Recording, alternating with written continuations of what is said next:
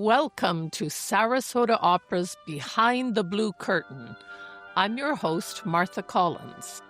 Today's episode, Mozart's Così tutte, duplicity, disguises, and delightful deception. I speak with artistic director Maestro DeRenzi about Mozart's emotional depth and Sarasota Opera's bold commitment to presenting productions exactly as the composer originally intended. It's a rare approach in today's opera world, making our company truly avant-garde in its authenticity. Then I chat with opera stars Virginia Mims and Filippo Fontana about the thrill of opening night, the joy of ensemble performance, and why Così tutte is the perfect introduction to opera, full of humor, relatable characters, and musical moments that connect with audiences of all ages. Join me.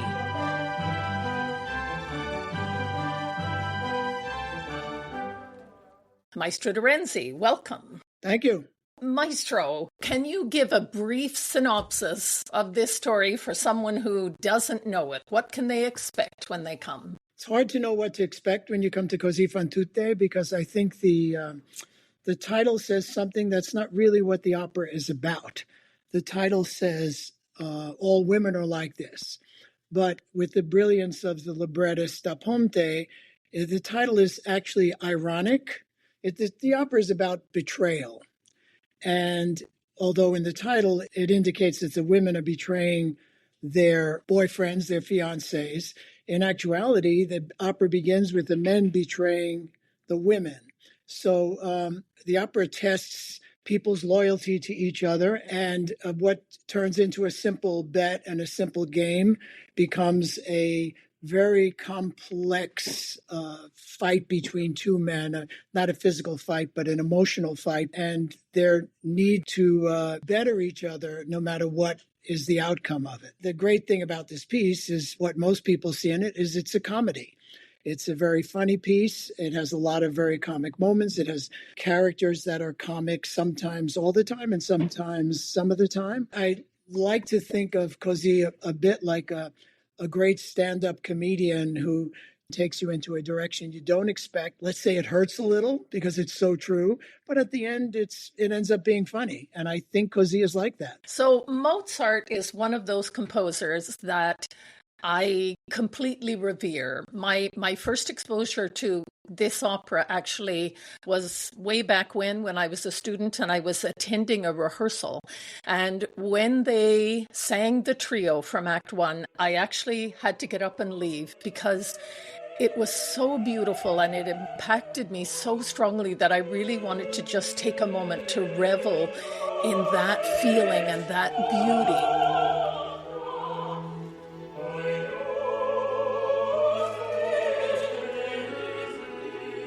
So what is Mozart's music to you? You've had this incredibly varied, storied career, but this is a Mozart opera that you've actually never conducted before. Talk about Mozart. That's true. Sometimes I feel Mozart is too revered. I think we are in great awe of his classicism, of how he puts a work together, how every note is perfect and could only lead to another note. And yet Mozart didn't hear his operas that way. Orchestras were out of tune, singers constantly changed stuff, and operas were rewritten in the very early years, not by the composer, but by other people. And I think ultimately, we all hear music differently. Even musicians hear music differently. And I think our tastes throughout our lives changed. There was a time very early in my life when I didn't like Mozart. I just didn't get it. And then over the years that changed. It didn't take me that long to change that opinion, but there is certainly an objective way of judging music. But there's also the subjective way. Your response to that trio, which is so beautiful, is I think you're certainly not the only person in the world who feels that way. I feel the same way. We all change and music changes in our lives. I found for myself that over the years, the operas I love are very different from one decade to another. So, someone who really feels they know Mozart, the fact that this is written later in his career, how should that impact what they're listening for or hearing, or does it? One is fortunate as an audience member if you can go into a theater without an opinion and just take in the music. I don't have that. As an audience member, I don't have that luxury. I have ideas about how music can go. I get very frustrated if somebody is not doing it the way I wanted to do it, as if my opinion really counts, which it doesn't in someone else's performance. But I think, like many great pieces of music, it exists on very complex levels and very different levels, so that one can go in and just hear a beautiful tune, for instance, and then one can go in and hear something of harmonic interest. And very often musicians hear things in a piece that they've known for years that they never heard before, that something pops out. I know we all feel that way, that we have this idea about a work and then we go back and restudy it and can't imagine how we missed that subtlety 10 years ago, or why something that didn't touch us emotionally now is touching us. Suddenly, what's so different in my life that I didn't really care about this section of a piece of work, and now it moves me. So I guess my answer to your question, Martha, would be that I find people who have not been to see a piece are luckier maybe in a way than we are. Those of us who come in knowing we love the piece and come in looking for something specific. So I've worked with you enough to know how incredibly important the libretto is to you when you're working on an opera and when you're performing an opera. So Lorenzo da Ponte, Mozart's collaborator, between the two of them, they gave us 3 of the most performed, most beloved operas of the repertory: Marriage of Figaro, Don Giovanni, and Così fan tutte. What made their collaboration so special? If I could back up a bit, this opera, the third opera of those 3 that you mentioned, is the only opera of those 3 that is not based on a story. It came out of Da Ponte's head, in a sense. It wasn't based on a play. It wasn't based on a novel. So that makes this special in a very different way. I don't know, I guess the levels of genius throughout the history of opera, there are these genius librettists and genius composers who just come together and they are just perfect for each other. I don't know that Da Ponte thought that his whole life would be based on his work with Mozart. He wrote a lot of librettos. He wrote for Salieri. There were a lot of pieces that he thought were actually better than the works he did for Mozart. I don't know that they figured that 200 years later, people would be saying Da Ponte Mozart.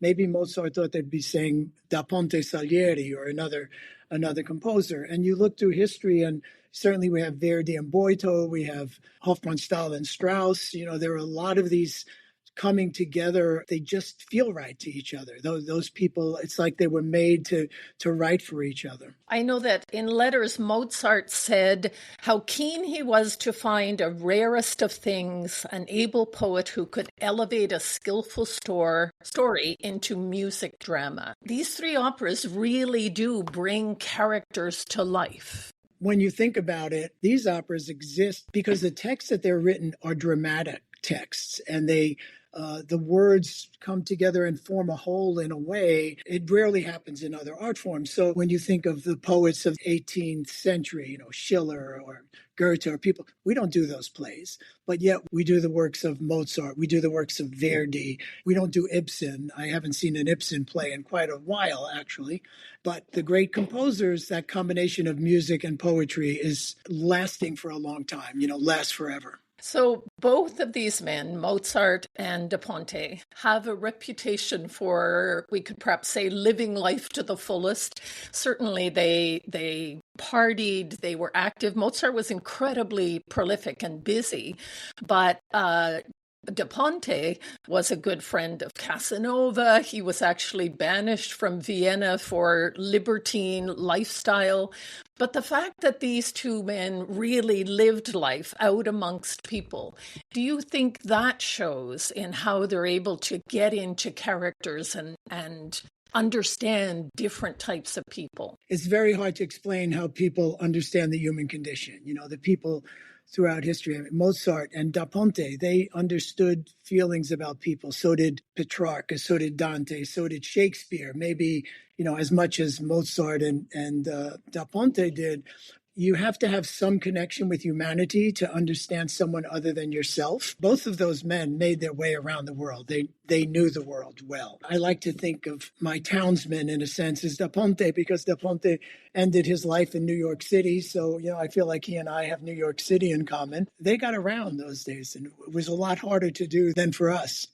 This opera is so rich in music and arias and ensembles. Is there a particular part of it that you can't wait to conduct, or something that you've been wanting to experience from the pit all your life, and finally you're getting a chance to do it with this opera? I am interested in bringing to life the text through the singers, but also through the orchestra. What we express is about the drama of the piece. Mozart is the kind of composer that we all can connect to. And I look forward to a certain freedom. Maybe other conductors are not so interested in bringing out, whereas someone might be interested in the perfection of his music. I'm actually more interested in the humanity of his music. What would you say to audience members who have experienced this opera maybe in a more modern concept version?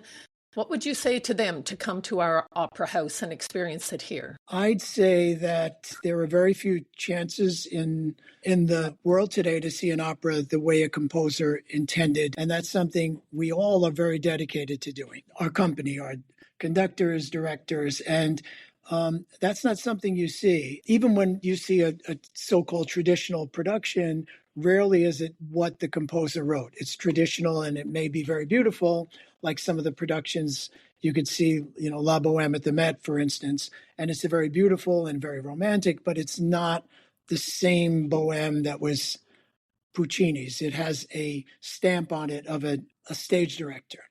To me, it would be very good if someone left the theater and didn't know who the conductor was and didn't know who the director was, but experienced the opera where there were no false gives and takes in it. There's no false moment where you say, gee, that tempo is fast or slow, but that there's a complete flow that takes you from beginning to end. And I feel that's true not only for what I would like to do with Così, but everything I would like us to do. I feel like we are, in a sense, a avant-garde company because nobody else does that. And the moments that people have reacted to when we do Madame Butterfly, people react to certain things and say, I've seen Butterfly so many times, and what you did, meaning we, Sarasota Opera, did at such and such a moment was so beautiful, I've never seen it. And most of the time, my reaction is, that's what Puccini wrote. That's what's in the score. That's what Verdi wrote. Così fan tutte and Mozart don't give us that many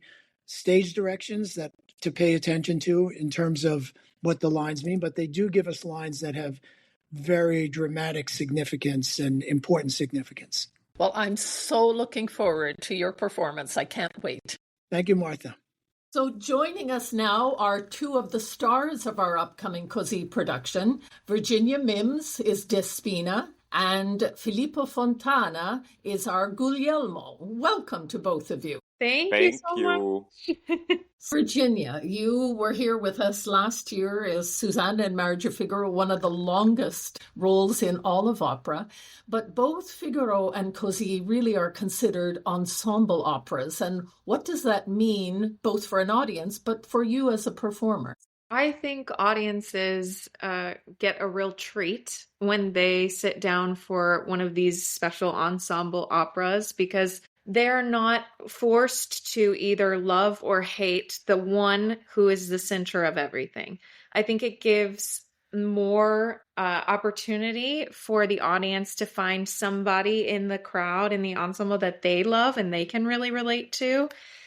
which is great, not just for any audience member of all ages, but especially I feel like for children. If they can find somebody who they love or think is funny or has really beautiful lines of music, they can relate to that and say, oh, this is my favorite. Who's your favorite? I think it transcends any sort of age demographic. But I think as a cast member, when you get to work in an ensemble production, you, speaking from personal experience, you really get to enjoy the teamwork and the collaboration on stage with your cast members. Not to mention, you're working with many different factors when you're on the stage, but when you get to experience a relationship with multiple different people, that kind of helps me as a performer tap into my character and deepen the significance of everything that she says and everything that she means with her words and with her actions when she gets to play off of other people. Because so much of what happens on the stage, especially with Despina, is not so much acting, it's reacting. So I love getting to react to everybody in this show. So great. And is there a particular part for each of you that you can't wait to happen, or you relish, or you're most looking forward to performing, an aspect of the character or an aspect of the role? So what I love about Così tutte, the change of costume. We have very good costumes. I know it sounds very vain, but wearing different costumes, different styles, having a wig, of course, for me is something that I'm looking always forward to. Musically, there are some moments that I really, really enjoy. It's all based on couples. So at the beginning, I'm singing with the tenor, and me and the tenor, we are kind of a couple because we're always singing together. We are buddies, we are soldiers, so we are together all the time. At the beginning of the opera, my lover is Fiordiligi, so I get to, pair up with her until we fake we are going to the battlefield. So then I pair up with Dorabella, so I'm with her, so it's another couple. All this couple situation goes around for the whole play, basically, So I think it's nice because you get to know everybody in the cast, because you have to sing with them, you have to fall in love with them, you have to make them love you or whatever, So it's an interesting way of knowing people. Share artistry, play off each other. Yes. Of course. What about you, Virginia? What calls to you in Despina? Yeah, I really second everything that Filippo said. For me, when we get to perform the ensembles with everybody singing, so at the end of Act 1 and the end of Act 2, that music is so exciting. It's very common for a Mozart finale of an act to be very exciting. But also the trios and the duets, it's when two people get to sing together and we see, I know exactly the place you're talking about, Filippo, in the Fondo, in the Larghetto. It's almost like a fugue of voices. And it's so interesting. Mozart is a genius. Okay. Yes, we all know this, but I think when you hear it for yourself, it's something that's so fulfilling and gratifying to hear. And especially with this cast. I mean, as we're in rehearsals now, hearing the voices together is really a treat. Oh, your voice blends with each of them. And exactly. I'm looking forward to hearing it, I tell you. So I have another question. A lot of our patrons ask this question. What's different between opening night versus as you continue on with the role? I would say opening night is always so exciting, especially in a comedy. I think it's so amazing just to get it in front of people and finally hear the laughter that you were hoping would be there. But to say that opening night is the most exciting, I think it's only because of the element of finally getting it in front of the public. When you have subsequent performances after, they're always the same. It's the same level of, okay, I'm going out on stage, whether you get nervous before or nervous before a specific part. I think it's still the same as opening night. It's just, you know what it will be like. You can't necessarily always predict, even from just opening night, if they will still laugh at the same points, because it's different people. But in general, I would say it's really wonderful to get the opportunity to do it multiple times. Even though we do it the same way every time, there's always different aspects around us. So that in turn will create a new performance each time. And maybe growing in confidence, does that affect you at all, Filippo? Yes, I agree with Virginia. I could say as well that every show is a unique show. So every time is like opening. The energy on stage or between stage and orchestra is different, or the feedback you get from the public is different every night. Each year, a notable portion of our audience has been new to us. And, we get a lot of people moving here who think, oh, I've never tried the opera. Maybe I'll give it a shot. So who should come to Così? Who should give this opera a shot? Who would enjoy it? Well, of course, everybody, because the music is beautiful, the story is engaging, and I think it's good for, young people, because it's a comedy at the end of the day. So, they're gonna love it. Così fan tutte, it's a good title if you want to try opera for the first time. It's a light opera, and it's good to start with it. It's then anything you see that would be elitist or exclude anybody, Virginia? I really can't think of one moment. I think everything is very relatable. I think that's always our aim with opera, and I think the best composers such as Mozart really are able to do that, where we can see ourselves in the characters. There's so much raw human emotion in this score, and I think that's why it stood the test of time. And I think anybody who comes, and whether it's like Filippo said, I think it's a great first opera because it's truly hilarious. I don't know anybody who doesn't like to laugh. So if you like laughing, come on down. Well, on that note, ladies and gentlemen, thank you for joining us. You can get tickets online or here at our Opera House on 61 North Pineapple. We really hope to see you at the opera.